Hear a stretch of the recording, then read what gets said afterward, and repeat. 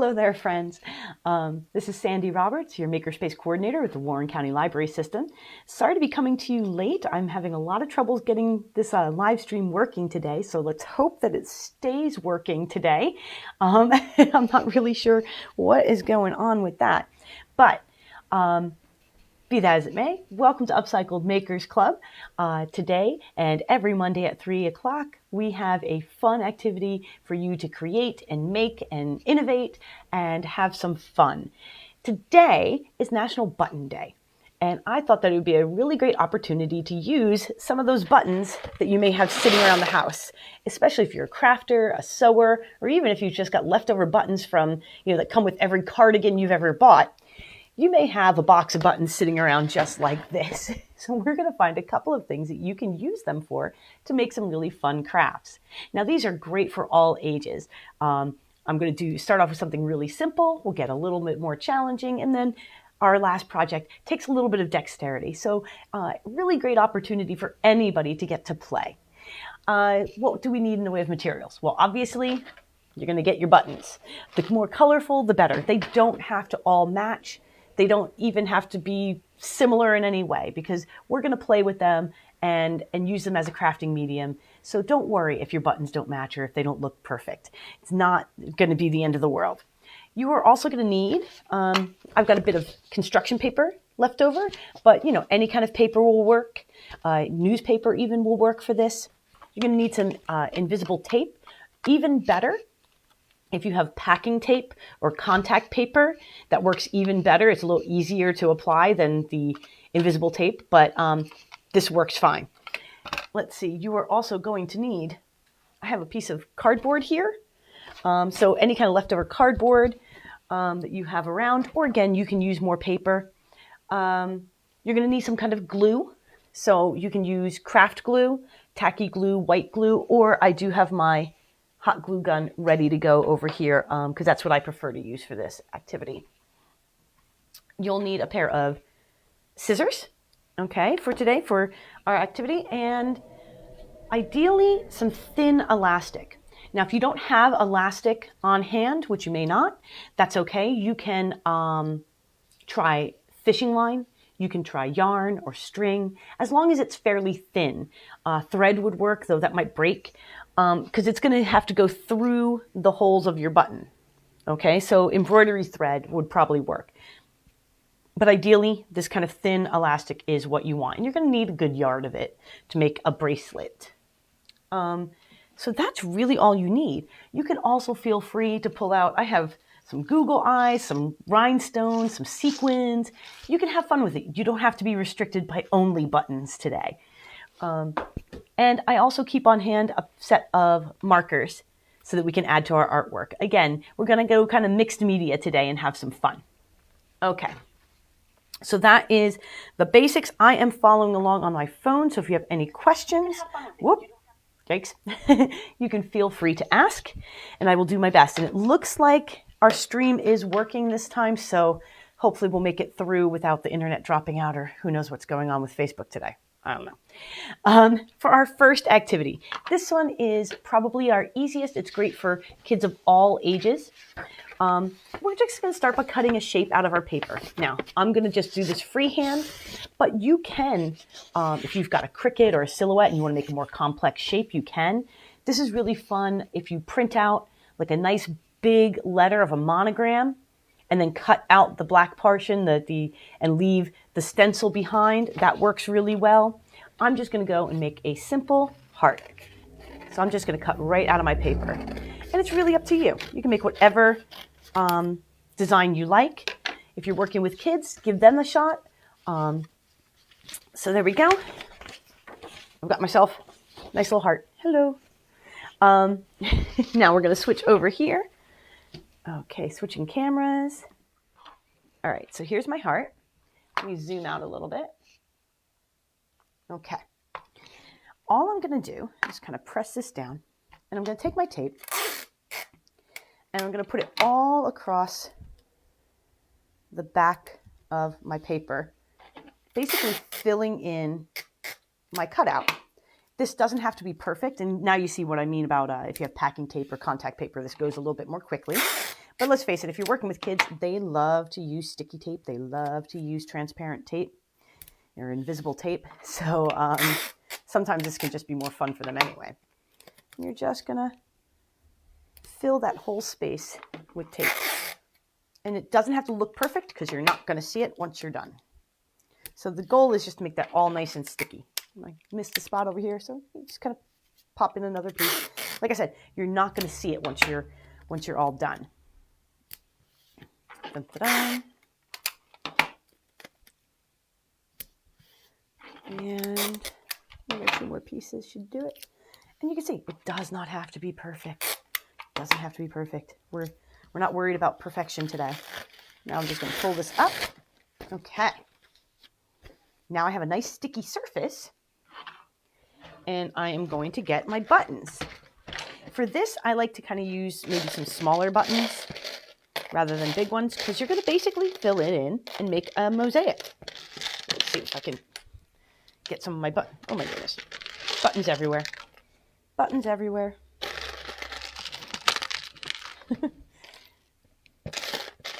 I've got all kinds of different buttons.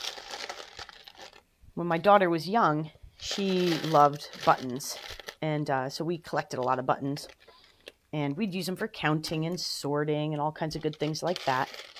And we got a lot of the buttons from my mom, who was a seamstress. And she always had tons of just wonderful buttons around to add character to her creations. And so it kind of became a thing with her and my daughter to kind of play with their buttons and that sort of thing. So I don't know. I always seem to have lots of buttons sitting around. And they never seem to match because, you know, they're all like the one or two leftovers from a project. These I think I got from the Makerspace, some of these. So these are just kind of, like I said, hand-me-down buttons. They come from wherever. Now, this is really simple. All you're going to do is just stick your buttons right onto the tape and just fill it in however you like. It does not have to have any rhyme or reason. This is a great activity for kids working on like spatial awareness, because you kind of have to see how things are going to fit together. This is a great one if you want to pull out, if you want to get crazy and take out your, you know, if you have any leftover rhinestones or sequins from a project, you can work those in here too and have some fun with that. Like I could put in, you know, maybe just stick one of those guys in there, add a little extra bling, right? No rules, no rules. If you are the sort of person who allows glitter in their house, and that is a personal choice, and I understand why you may not, but if you do use glitter, this is really fun because you fill in everything, you know, pretty much to the best of your ability, and then you go ahead and you get your glitter and you sprinkle it on, and it fills in all the little gaps, and just shake off any excess. So this is really just fun. It's a great rainy day activity. And it's inexpensive. It's just what you've got sitting around the house. A piece of paper, a little bit of tape. And I mean, kids love to use the sticky tape. I don't know why. It just is. They always do. But yeah, you just kind of fill it in. Fill in your shape. This is a great one if you do letters.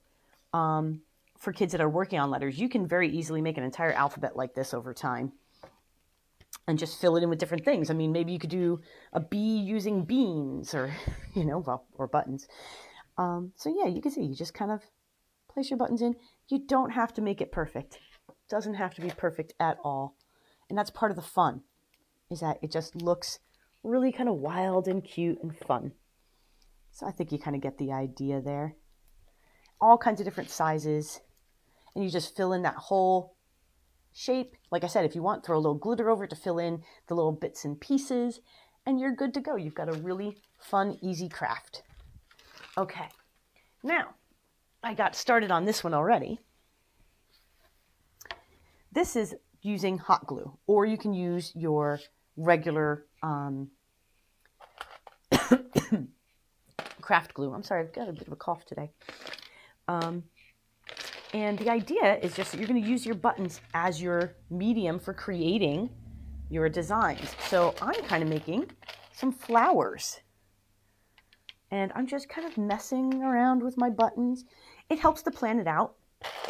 You may even want to get a pencil and draw your design first to get a sense of, how you want it to all go together, depending on how complex a design you plan to do. I like to do trees, flowers, that sort of thing with this technique because they all work really nicely for this. And you just kind of, like I said, pick out your buttons, pick out some different colors, see what shapes and sizes work. Okay, and see what makes sense. Kind of get your buttons in there. And again, none of this is going to look perfect, and that's okay. It doesn't have to be perfect. They don't even have to match if you don't want them to. It's your art, and we're having fun. We're making something kind of whimsical and pretty and silly. Or maybe not so silly. Maybe you're not the silly type at all. Maybe you make something that's really,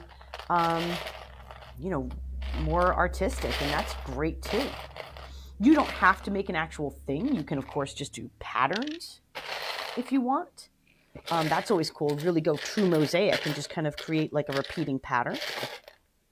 That's a fun thing to do. Aha, I knew my patience would be rewarded if I just stuck it out.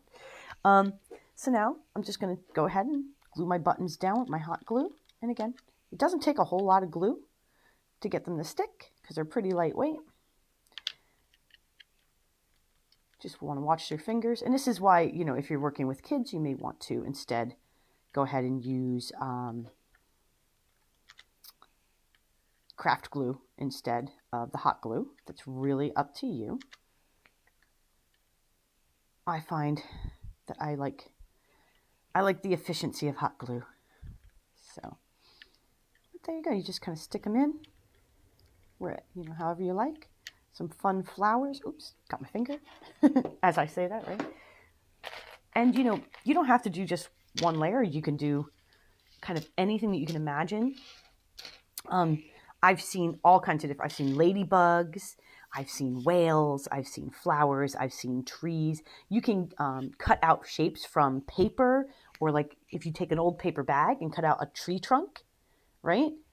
And the branches, and then stick on your various buttons as little leaves. That's a really beautiful technique that you can try. And then, if you don't have all the buttons you need to maybe make some pieces, no reason that you can't just get out your marker and draw in some details. Go all mixed media with it, right? That's okay. You're allowed. It's your art. So there we go. Got my little flowers all ready to go. And you could just keep on filling in. So that's our second project, maybe for some of these slightly older kids or their moms and dads. Okay? Again, great rainy day activity. Great way to spend a little bit of time together. That's something that you could all work on together too. There's no reason that we couldn't all work together on a larger piece like that. Okay, our last activity is for our folks with motor control and maybe a little more patience. What I'm doing here is I'm building a bracelet, and I'm using my buttons as beads. So I'm going to show you, I'm going to zoom in a little bit here, and I'll show you how to add on to this. You're going to start with your long piece of elastic, and you want to tie a knot in the end. And in all the cases, you would start with your bottom layer, your larger buttons, and you're going to come up in the left-hand side of that larger button. Okay. And I'm just going to show you the first one. So there's your larger button. You're going to come down the left-hand side of your small top button and into the right-hand side, you can see that, of your bottom button. And that is how we're going to add each of them. Then you're going to get another large bottom button, come up through the left and into the right hole of your smaller top button. That's kind of our basic technique there. Whoop, turned on me. Okay, and that's how you get that kind of raised pattern. Now, Once you've done that, you'll get several pieces together. And what I have here is I've come down into the right side of my top button and come down into the left side of my top button and the right side of my bottom button. You're always going to kind of be doing opposites. So now I'm going to come up through the left side of my larger bottom button and into the right side of the top button. And that's how we add on to this. And sometimes they'll twist on you, like you can see it wants to turn around on me. You just kind of put it back the way you want it. Now there are lots of ways that you could, of course, weave these buttons together, and it's up to you. I'm going for a nice kind of chunky style. I do kind of wish that these were a little bit larger. I think I should have used maybe the next size up because they're a little small, but I'm not unhappy with it. So now again, I'm going to alternate. I'm going to go down through the left side on my top button and the right side on my bottom button. And that's really the key you kind of have to remember, is that you have to alternate that to kind of weave the buttons together. And you can make this as tight or as loose as you want. I like it on a little bit on the tighter side, but you may prefer it a little looser. And I am using a black elastic just so that it's very obvious what I'm doing. Fishing line is really lovely for this, or if you have the clear elastic, it's really great for this because everything kind of, you can't really see the inner workings, as it were. Okay, so up through the left-hand side of my bottom, and that means I go into the right-hand side of my top, always alternating. And let's see. Okay, so down through the left-hand side and into the right.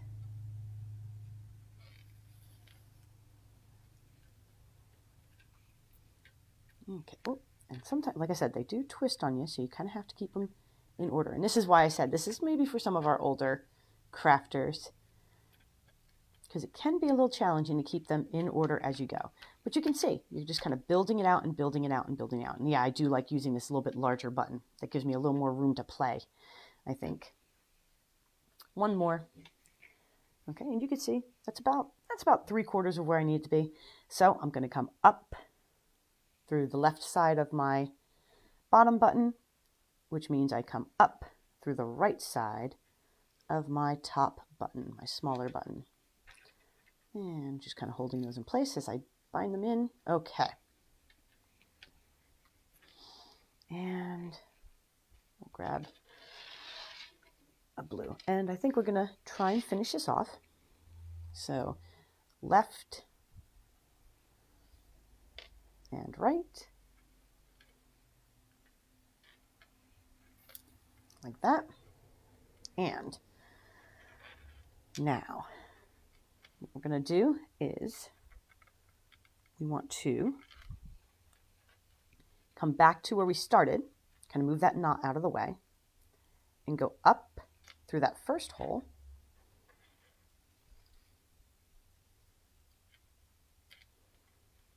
Okay, and we're going to go into the leftover hole on our top button. Can you see this? I'm sorry. I'm trying to keep it zoomed in, but that makes it a little tough to work. And I've got glue sticks rolling in. So I went up through where the first knot was, and I'm coming into that right-hand side on my top button. And I should have put on my glasses before I started. Okay, so now you can see my bracelet is all one piece. Okay, and all I'm going to do is go back down into that hole one last time. That hole can get a little bit challenging, but that's why we want to use something thin, right? We're using a thin medium for that. And in it goes. Okay. And you're just going to tie off a knot and you're done. There you go. You got a nice, I'm going to just put it on without tying off the knot to give you an idea what it looks like. And it gets a little twisty, but you just kind of flatten it out And there you go. You got a kind of cool, chunky, fun bracelet that you can wear anytime. And like I said, I'd probably put another couple of links on this just so it doesn't stretch as much. But there you go. Isn't that fun? Okay. So there's 3 fun crafts that you can do with buttons for National Button Day. Use up some of the ones that are sitting in your drawer, taking up space and some of your mismatched buttons. Thank you so much for stopping by today. As a reminder, our website has an event calendar with all kinds of great things on it. We have got an Abraham Lincoln production coming up soon, which is going to be really fascinating about the origins of Thanksgiving.